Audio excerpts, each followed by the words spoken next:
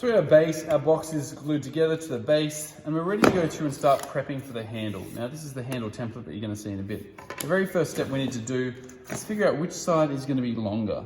And in this case, the side that's longest is the two pieces that have the rebates in them. So if we're following the rebate, that's the longer of the sides.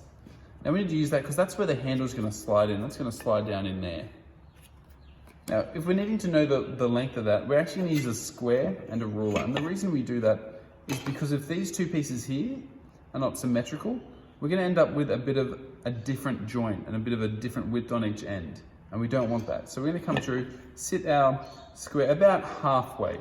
We're going to measure. Now, the best way to measure this is to put your ruler in and sit that down. You can see that mine's coming just shy.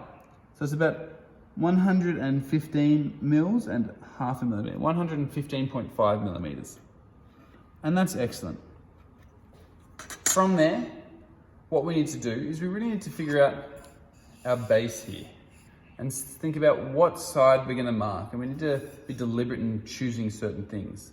So, number one, as you go through, you can see that we've got a defect right there.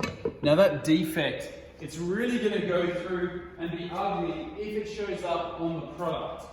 And so our aim is for it not to show up on the product. So we need to mark, number one, mark a defect and be aware, can you cut it out if you use the template? Will the template go around that? And in my case, it will. My template would go up and go around.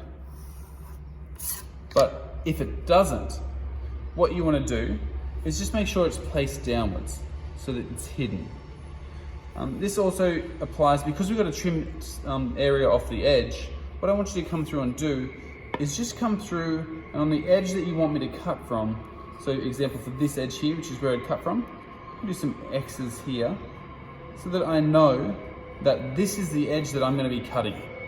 Then you're also going to write on your piece what length you require. So for me,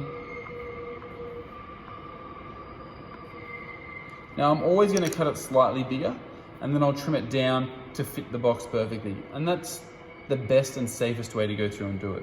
After you've got this sorted, come and bring it over to me and I'll cut that on the table saw for you. I'll see you guys in the next video.